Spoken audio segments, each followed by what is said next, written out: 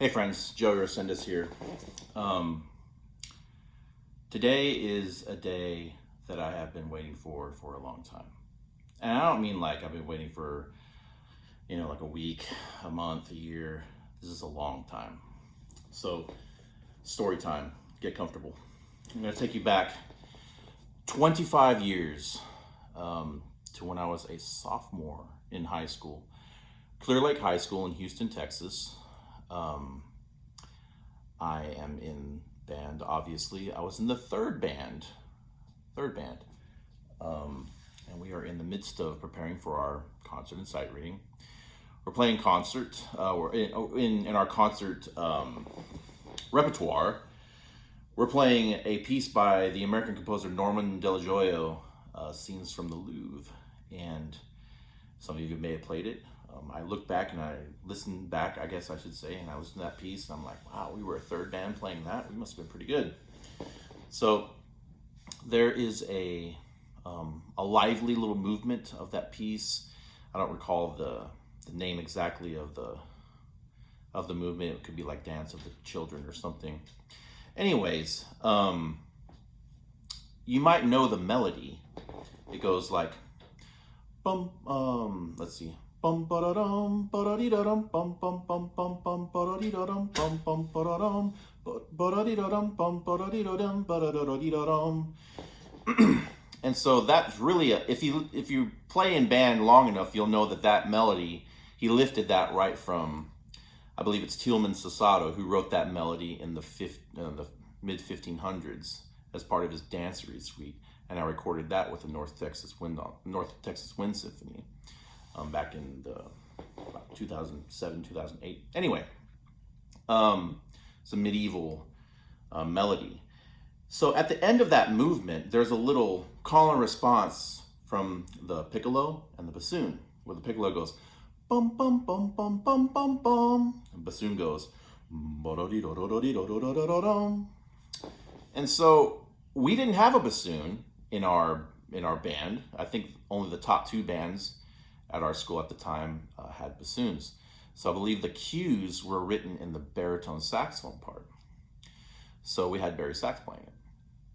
And I'm playing alto on this piece. And then, a few weeks before, a couple 3-4 weeks, I don't know, before contest, my band director calls me in. My band director he was Richard Bass. He conducted the first band and third band, and so the head band director Richard Bass and the assistant band director, who is now Dr. Caroline Beatty, who's the director of bands at Texas State and San Marcos, called me in the office and they say, hey, we have somebody ineligible. We have our Barry player is ineligible and we need somebody for that little solo at the end of the movement of this movement in the Scenes from the Louvre. And they asked me if I would play it. So I was just a 15-year-old kid, and I was yeah, sure, fine, whatever. And so that was my assignment. I started on the Barry Sax, I played it, and I loved it. I just loved playing the deep Barry saxophone and everything, and I really enjoyed it. I did it well. And so we got our one at contest or whatever, and the Barry saxophone player ended up being eligible for the spring concert, so I went back to alto saxophone. And then I kind of said offhand to my directors, hey, if you ever need anybody for Barry Sax in the future, let me know. So that kind of gave them free reign to put me on Barry Sax. So sure enough, towards the end of the year, they say, hey, do you want to march Barry in the fall, and then just basically be a Barry player from now on. So I was like, okay, fine. So we get to the fall of my, the first semester of my junior year. This is fall of 1996. And I start playing Barry Sax, full time. I'm playing the all region etudes and I'm practicing. I'm not in lessons. I'm just playing. And I eventually make all region band, area, and all state. For the last, couple weeks of like going into area and state, the assistant band director, Dr. Caroline Beatty, kind of pulled me in and kind of gave me a couple lessons on, you need to do this better, put vibrato here. Anyway, so that's the extent of my lessons. And so I ended up making all-state band. I was in the second band at my school at the time. I ended up making second overall in the all-state band. Go to San Antonio. This is February 1997. It's H. Robert Reynolds was our director, who was the band director director of bands at the University of Michigan, which I later attended so many years later. Anyway, went into and so Baylor University granted scholarships for their summer music camp. So basically, I think it met it in all staters. I don't know if they still do it, but I ended up attending Baylor University band camp in that summer of 1997, and I loved it. I met Dr. Michael Jacobson, who has been a very influential, teacher in my life, having attended Baylor, after I graduated college. And I played Barry sax there at that camp the first year I went, and that's where I was exposed to saxophone choir stuff.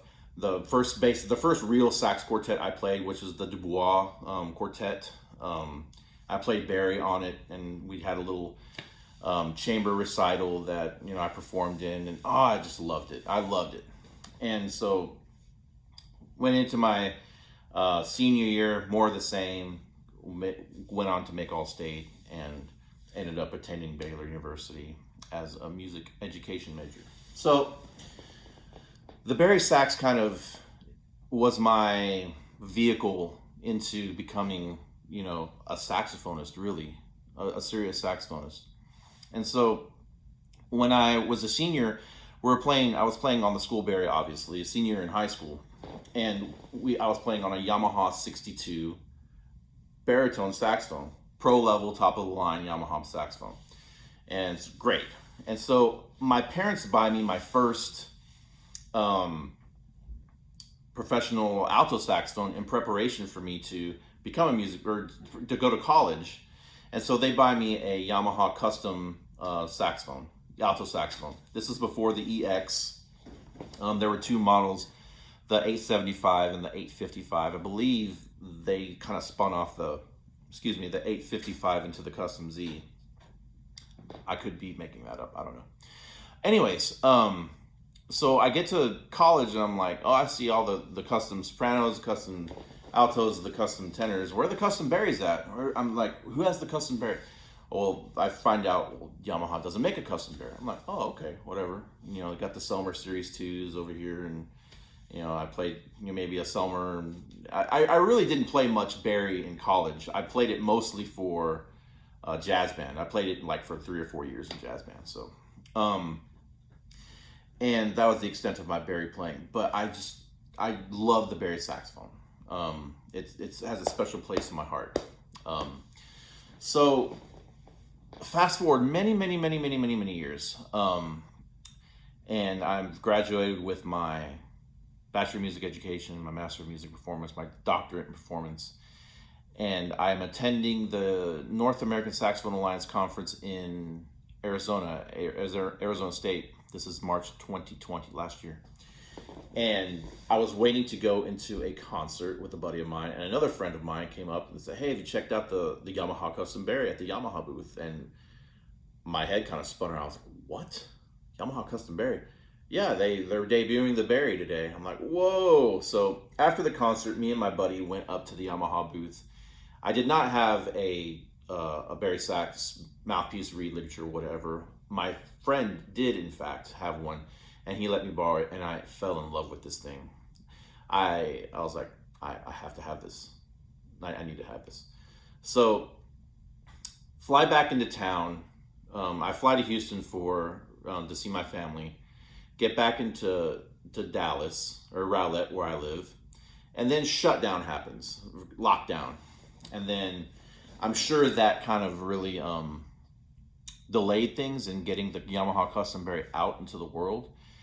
But a couple 3 months ago, I found out pricing on it through my work and got in touch with some folks at Yamaha and inquired about it. And I put in an order for one, and it's sitting right in front of me. And I haven't played it yet. I've opened it up, but I just wanted to share this with you guys. This is really a day that I've been waiting for gosh, so long.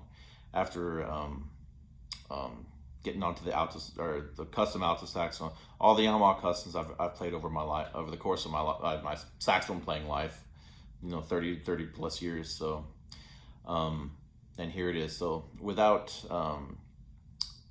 drawing this out any longer than I have, thank you for sitting in and listening to me drone on. Here's the Yamaha Custom Berry. And let me just grab it for you.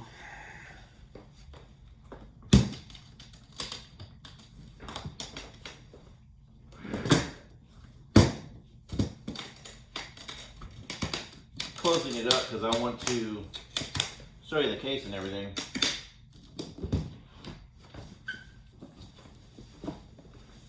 Woo. So here she is. I don't know if you can see a whole lot of that, but we'll lower it down a little bit. There we go. So I have to be, as excited as I am, I want this to be honest.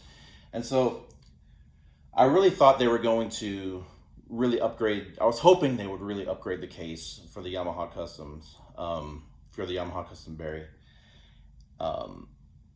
But they really didn't. This is really just a Yamaha 62 case. The latches are a little bit different from what I remember. I remember the latches used to have a lock on it, but I think they finally realized how useless those locks were, so there's no lock here. And it has three of these big handles. It used to just have one main handle here and then these two weird, like plastic retracting ones that kind of retracted into the horn. That so they just put the three big ones here. And probably the best thing about it is that this thing has wheels, has casters on it, so it makes it a little bit easier to transport. So, all right. So, got 4 latches here, and here's the horn. Don't worry, I'm gonna take it out.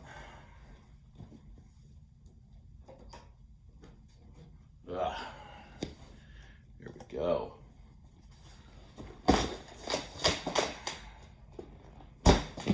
So, Yamaha Custom Baritone.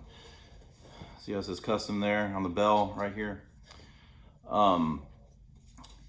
It's hard to, let me raise this up a little bit.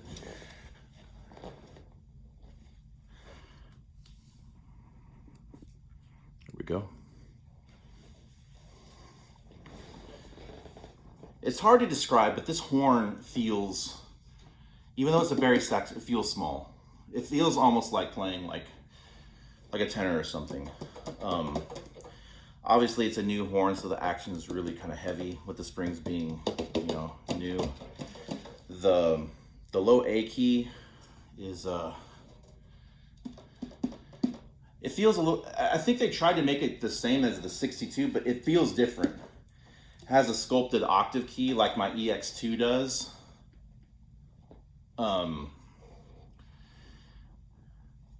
Has one of these cool emblems that you'll see a lot on the Yamaha necks. The biggest thing is the fact that it's a one-piece bell. When I was playing the prototype, or I don't know if it's a prototype, it might have been a production model, I don't know. But that was one of the things that I really was impressed with the low notes. And that's so important with Berry sax. It has the custom engraving on there. And you'll notice that it has a little hole right here. I'll show you what that is here in a second. So it comes with a lot of the stuff you would, you know, think it does. The, you know, Yamaha mouthpiece with a literature read. And here, in the box of stuff that you usually just kind of toss, where it has like the warranty stuff and things. There's a little useless neck strap in here. Might be good for soprano, but probably not gonna play that or use that on my bass sax. Has a peg, so not sure how much I'm gonna be utilizing the peg. I haven't put it on yet. There's some tape on here. There we go. Come on.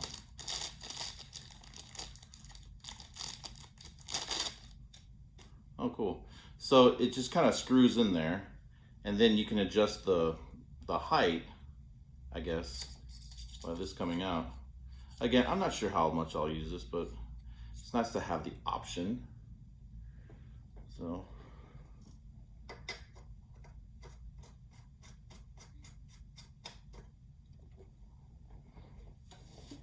it's got the peg on there. Kind of nifty, I guess. Maybe if I'm sitting or something like that. I mean, obviously if I'm sitting, but yeah.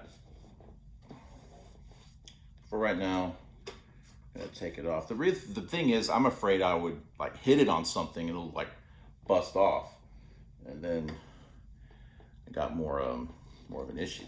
So, yep. And then the other big thing about these horns is has custom necks. There's a C1 neck right there that comes stock with it. See how that fits in there. Hopefully it fits good.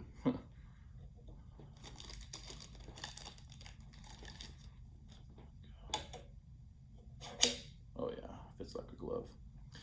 Then I want to show y'all one other thing that was sent to me by the good folks at Yamaha.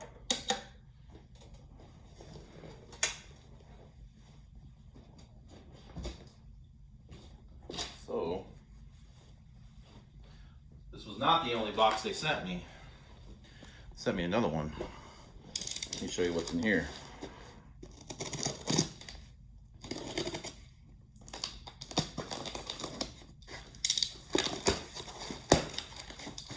Ooh. Some bubble wrap. Oh, cool. And they got different.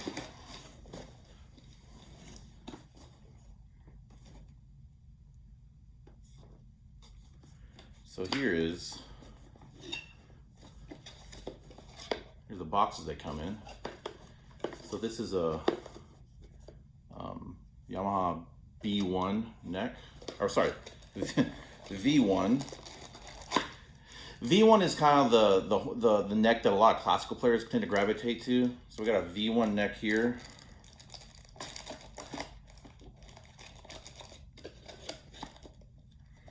So really anxious to try that out.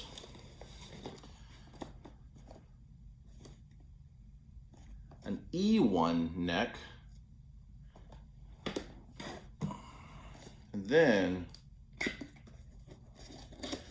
another V1 neck, but this one is sterling silver, solid sterling silver. So we'll see how all these play. I'm not gonna sit here and try to, maybe I will. Just give me a second. I'm just gonna keep the C1 neck that they have on there. Let's play the first couple of notes on it. What do you think? All right. Let me get my little bag of berry stuff. So I sold my Yamaha 62 berry to a really talented kid, friend of mine, who's gonna play it in some, I'm sure, some musicals and things like that. So this is like so I don't have my berry stuff in anything, also because I don't have a berry, but this is like a little bag of stuff. So let's just see. Oh, hey, mouthpiece. Haven't seen you in a while. This is a Selmer S90 190. And the most expensive ligature I've ever bought in my life. This is a Ishimori woodstone ligature, gold. Sorry, I know this is boring. We got some reeds. Really high tech. I keep my reeds in a plastic Ziploc bag. I have no idea if this reeds play or not, but we'll see. We'll put it on the neck first.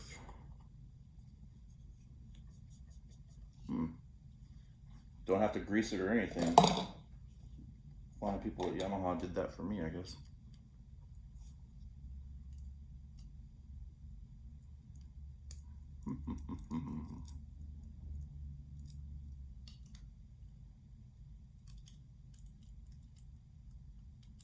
I always find I have to really untighten this Ishimori ligature. Almost like it's not big enough for the mouthpiece, but anyways. And I'm gonna be ordering some more mouthpieces to try out. I'm gonna get in touch with my Selmer rep and see if we can get some mouthpieces to try. It's berry time.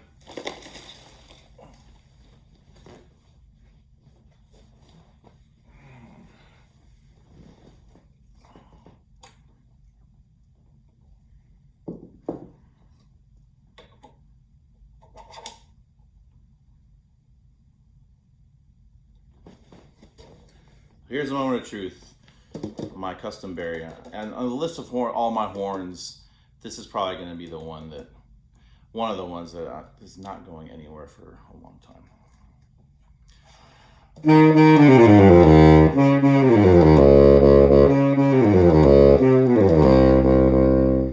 Low A just whispers out like nothing. Oh, I love it.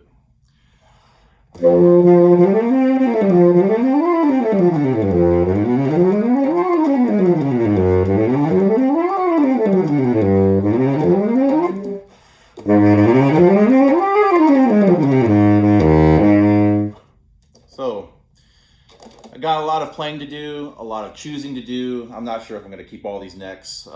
They're loaned to me right now. The berry's mine, but we'll see what happens, you know. And again, if you've been watching my channel, you know I didn't put out the etudes on berry this year because I was waiting on this horn. It took a little longer than I thought and now we're almost in November, but you know what? Who cares? So might hear some